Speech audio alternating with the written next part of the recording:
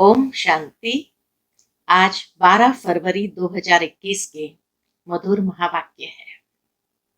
आज की मुरली में बाबा ने बहुत सुंदर गीत के आधार पर हम बच्चों को समझाया है। गीत है आज की मुरली का, तकदीर जगाकर आई हूं। तो बाबा ने कहा, तुम बच्चे यहाँ आए हो अपनी श्रेष्ठ तकदीर बनाने, और तकदीर का आधार है पढ़ाई। क्योंकि बाबा कहे, इस पढ़ाई में ही सच्ची कमाई है।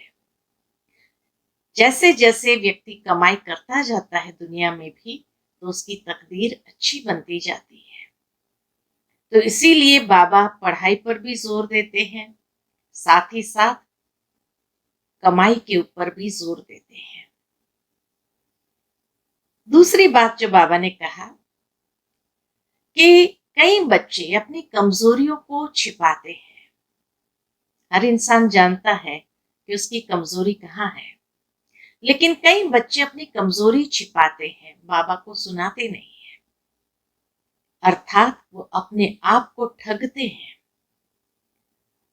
और जब व्यक्ति कमजोरी को छिपाते हैं, अपने आप को ठगते हैं, अर्थात वो अपनी तकदीर को लकीर लगाते हैं। तो सुनते हैं बाबा के मधुर महावाक्य। ओम शांति। मीठे बच्चे, तुम्हें कमाई का बहुत शौक होना चाहिए। इस पढ़ाई में ही कमाई है। प्रश्न है आज की मुरली का। बहुत गहरी बात बाबा ने आज के प्रश्न और उत्तर में सुनाई है कि ज्ञान के बिगर कौन सी खुशी की बात भी विघ्न रूप बन जाती है। ज्ञान के बिगर कौन सी खुशी की बात भी विघ्न रूप बन जाती है। उत्तर है साक्षात्कार होना। यह है तो खुशी की बात, लेकिन अगर यथार्थ रूप से ज्ञान नहीं है तो और ही मूंझ जाते हैं। समझो, एग्जाम्पल देते बाबा, किसी को बाप का साक्षात्कार हुआ, बिंदु देखा, तो क्या समझेंगे? और ही मूंझेंगे। इसलिए ज्ञान के बिगर साक्षात्कार से कोई भी फायदा नहीं। इसमें और ही माया के विघ्न पड़ने लगते हैं। कईयों को साक्षात्कार का उल्टा नशा भी चढ़ जाता है। गीत है आज की मुरली का, तकदीर जगाकर आई हूं। इसीलिए गीता में भी बहुत सुंदर बात कही है, ज्ञान से ही ध्यान है, बिगर ज्ञान के ध्यान भी नहीं हो सकता है। ओम शांति। मीठे मीठे रूहानी बच्चों ने गीत सुना, नयों ने भी सुना, पुरानों ने भी सुना, कुमारों ने भी सुना कि यह पाठशाला है। पाठशाला में कोई न कोई तकदीर बनाई जाती है। वहां तो अनेक प्रकार की तकदीर है। दुनिया में अनेक प्रकार की तकदीर है। कोई सर्जन बनने की, कोई बैरिस्टर बनने की तकदीर बनाते हैं। तकदीर को एम ऑब्जेक्ट कहा जाता है।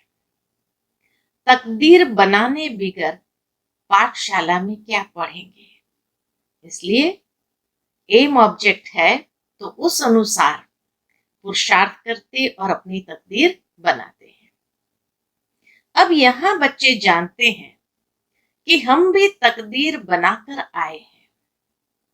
नई दुनिया के लिए अपना राज्य भाग्य लेने आए हैं।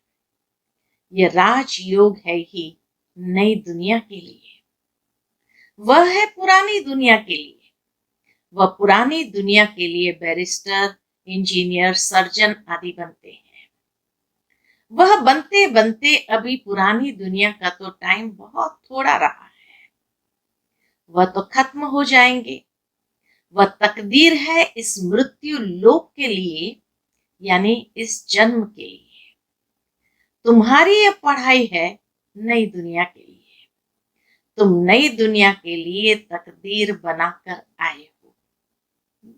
अच्छे कर्म किया तभी तो उस भक्ति का फल प्राप्त हुआ, बाबा के पास आए तो तकदीर बनाकर भी आए हैं, और यहाँ आने के बाद भविष्य के लिए और श्रेष्ठ तकदीर हम अपनी बनाते हैं।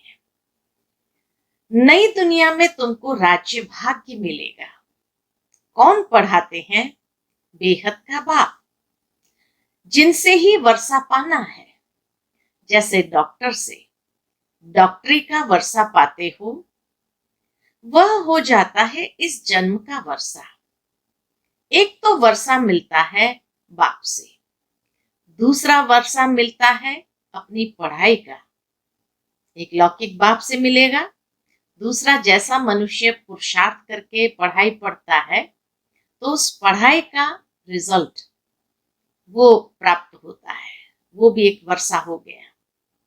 अच्छा, फिर जब बूढ़े होते हैं तब गुरु के पास जाते हैं। क्या चाहते हैं? कहते हैं हमको शांति धाम में जाने की शिक्षा दो, हमको सदगति दो, यहां से निकाल शांति धाम ले जाओ। अब बाप से वर्षा मिलता है, टीचर से भी वर्षा मिलता है इस जन्म के लिए, बाकी गुरु से कुछ भी मिलता नहीं। टीचर से पढ़कर कुछ न कुछ वर्षा पाते हैं। टीचर बने स्विंग टीचर, अर्थात सिलाई सिखाने वाला टीचर, तो स्विंग टीचर, सिलाई टीचर बने, क्योंकि आजीविका तो चाहिए ना। बाप का वर्षा होते हुए भी पढ़ते हैं कि हम भी अपनी कमाई करें। गुरु से तो कुछ भी कमाई होती नहीं। हाँ, कोई कोई गीता आदि अच्छी रीति पढ़कर फिर गीता पर भाषण आदि करते हैं। यह सब है अल्पकाल सुख के लिए। अब तो इस मृत्यु लोक में है थोड़ा समय। बाबा कहे अब तो इस मृत्यु लोक में है थोड़ा समय, पुरानी दुनिया खत्म होनी है। तुम जानते हो हम नई दुनिया की तकदीर बनाने आए हैं। ये पुरानी दुनिया खत्म होनी है। बाप की व अपनी मिल्कियत भी भस्म हो जाएगी, हाथ फिर खाली हो जाएंगे। अभी तो कमाई चाहिए नई दुनिया के लिए। पुरानी दुनिया में मनुष्य तो वह करा भी नहीं सकेंगे। बाबा कहे अभी कमाई चाहिए नई दुनिया के लिए, पुरानी दुनिया के मनुष्य तो वह करा नहीं सकेंगे, क्योंकि उनको तो रास्ता पता ही नहीं है नई दुनिया का। तो नई दुनिया की कमाई कराने के लिए तो बाबा को ही आना पड़े। नई दुनिया के लिए कमाई कराने वाला है शिव बाबा। यहां तुम नई दुनिया के लिए तकदीर बनाने आए हो। वह बाप ही तुम्हारा बाप भी है, टीचर भी है, गुरु भी है, और वह आते भी है संगम पर। भविष्य के लिए कमाई करना सिखाते हैं। अब इस पुरानी दुनिया में थोड़े रोज है। ये दुनिया के मनुष्य नहीं जानते हैं। कहेंगे नई दुनिया फिर कब आएगी? वो कहेंगे नई दुनिया फिर कब आएगी? ये कपोड़ा मारने वाले हैं, ऐसे समझने वाले भी बहुत हैं। बाप कहेंगे नई दुनिया स्थापन होती है, बच्चा कहेगा ये कपोड़ा है। तुम बच्चे समझते हो नई दुनिया के लिए यह हमारा बाप टीचर सतगुरु है। बाप आते ही है शांतिधाम सुखधाम में ले जाने। कोई तकदीर नहीं बनाते हैं, गोया कुछ भी समझते नहीं है। एक ही घर में स्त्री पढ़ती है, पुरुष नहीं पढ़ेगा। तो बाबा कहे जब पढ़ाई ही नहीं करते, समझते ही नहीं, तो तकदीर कैसे बनाते? एक ही घर में देखो स्त्री पढ़ती है, पुरुष नहीं पढ़ेगा, बच्चे पढ़ेंगे, माँ बाप नहीं पढ़ेंगे, ऐसे होता रहता है। शुरू में कुटुंब के कुटुंब आए, परंतु माया का तूफान लगने से आश्चर्यवत सुनंती कथनती बाप को छोड़ चले गए। गाया हुआ भी है, आश्चर्यवत सुनंती बाप का बनेंगे, पढ़ाई पढ़ेंगे, फिर भी हाय कुदरत ड्रामा की। बाप खुद कहते हैं, हाय ड्रामा, हाय माया, ड्रामा की ही बात हुई ना।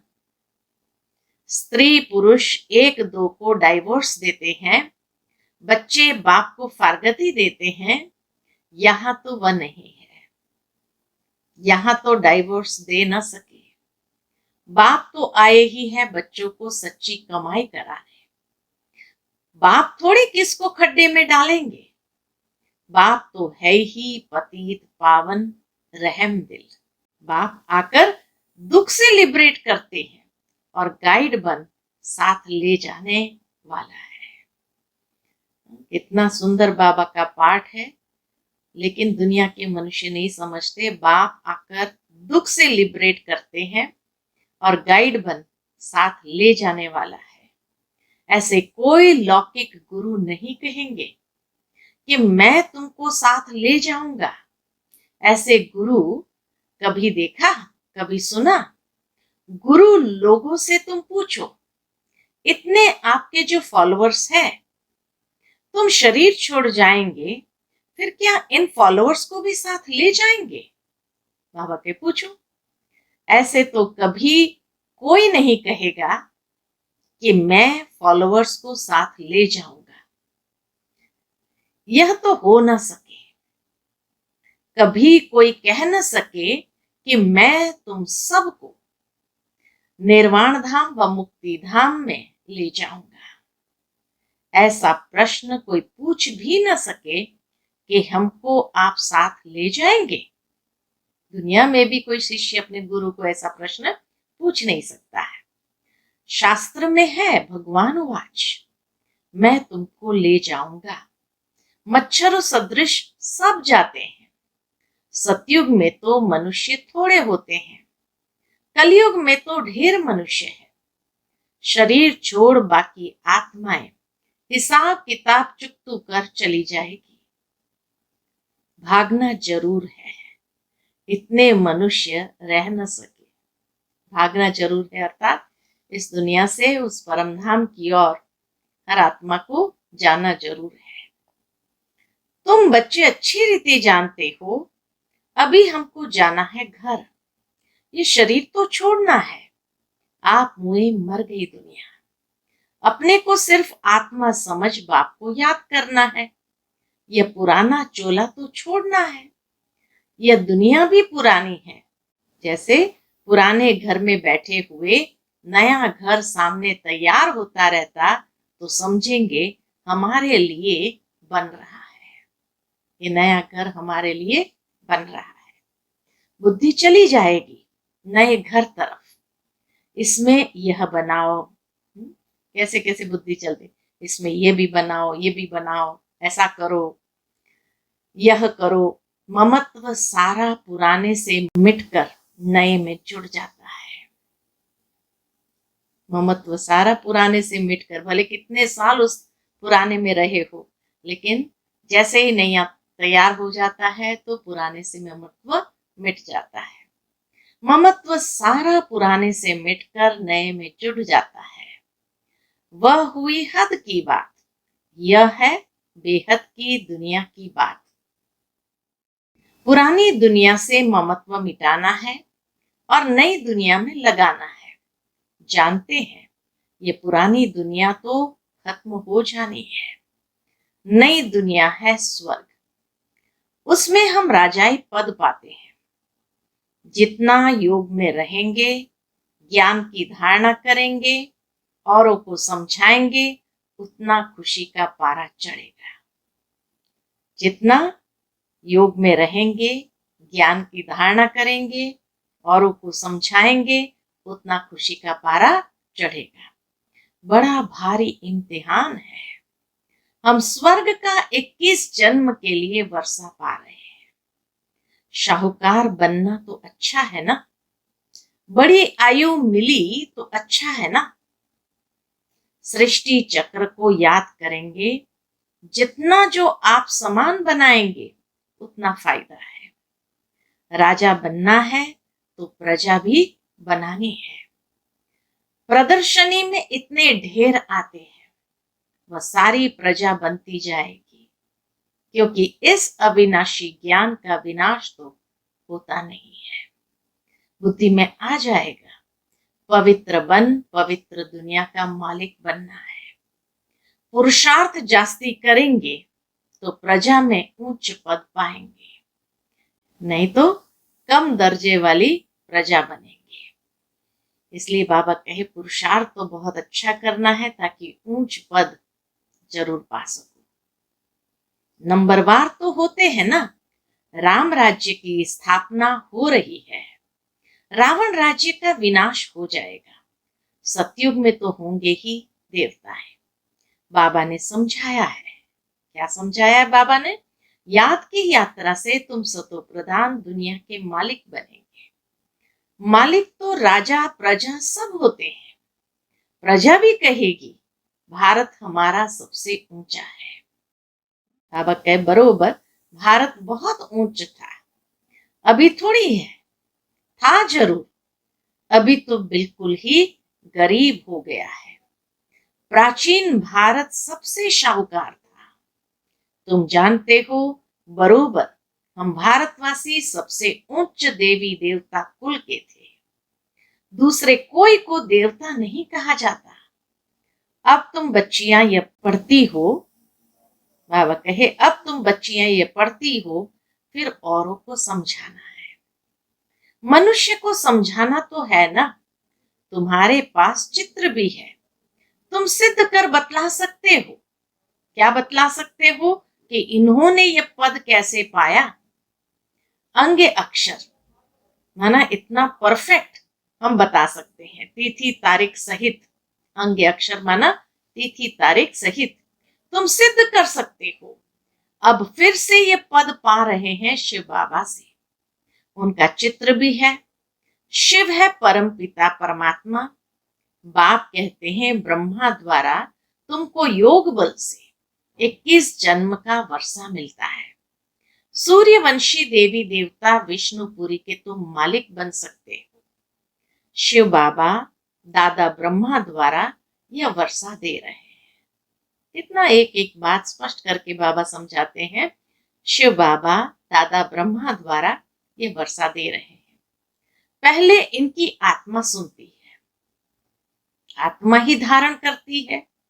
मूल बात तो है ही यह। चित्र तो शिव का दिखाते हैं, यह चित्र परमपिता परमात्मा शिव का है। ब्रह्मा विष्णु शंकर है सूक्ष्म वतन के देवता है। प्रजापिता ब्रह्मा तो जरूर यहाँ चाहिए। प्रजापिता ब्रह्मा के बच्चे ब्रह्मा कुमार कुमारियां ढेर है। जब तक ब्रह्मा के बच्चे न बने तो ब्राह्मण न बने तो शिव बाबा से वर्षा कैसे लेंगे? कुक की पैदाइश तो हो न सके। गाया भी जाता है मुख वंशावली। तुम कहेंगे हम प्रजापिता ब्रह्मा की मुख वंशावली है, वह गुरुओं के फॉलोअर्स होते हैं।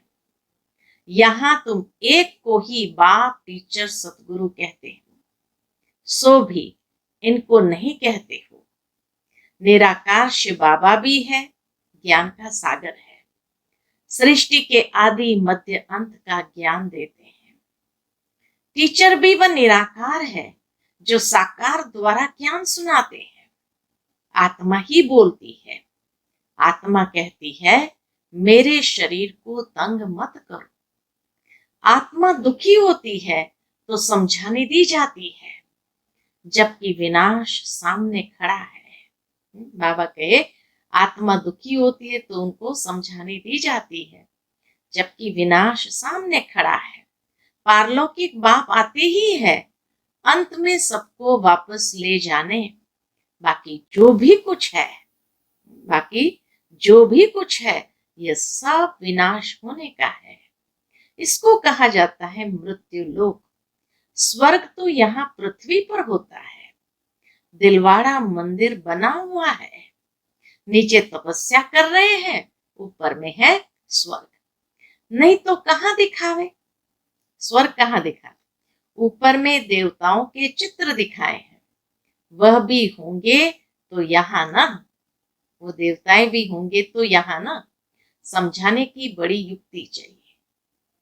मंदिरों में जाकर समझाना चाहिए। ये शिव बाबा का यादगार है। जो शिव बाबा हमको पढ़ा रहा है, शिव है वास्तव में बिंदी। बाबा के उनको स्पष्ट करके समझाना है, शिव है वास्तव में बिंदी, परंतु बिंदी की पूजा कैसे की जाए, फल फूल कैसे चढ़ाए जाए, इसलिए बड़ा रूप बनाया है। इतना कोई होता नहीं है। गाया भी जाता है, भ्रुकुटी के बीच चमकता है अजब सितारा। है ही अति सूक्ष्म बिंदी है। बड़ी चीज हो तो साइंस आदि वाले झट उनको पकड़ ले। न इतना हजारों सूर्य से तेज वाला है, कुछ भी नहीं। कोई कोई भगत लोग भी आते हैं ना, कहते हैं बस हमको यह चेहरा देखने में आता है। बाबा समझते हैं उनको परम पिता परमात्मा का पूरा परिचय मिला नहीं है, अभी तकदीर ही नहीं खुली है। बाबा समझ जाते थे। कोई कहते थे भगत लोग आकर के हमको ये चेहरा सामने आता है, तो बाबा जानते थे कि उनको परमात्मा का पूरा परिचय मिला नहीं है, अभी तकदीर ही नहीं खुली है।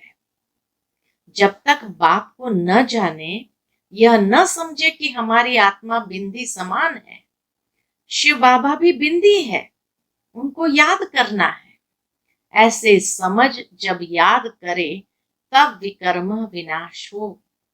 बाकी यह देखने में आता है, ऐसा दिखता वैसा दिखता, इसको फिर माया का विघ्न कहा जाता है। कई लोग कहते हैं ना, योग में हमें ऐसा दिखता है वैसा दिखता है। बाबा कहे उन बातों में नहीं जाओ। कई लोग आते हैं, हमें ऐसा रंग दिखता है, ये कलर दिखता है, इसका क्या मतलब है, हमें ऐसा दिखाई देता है, इसका क्या मतलब है।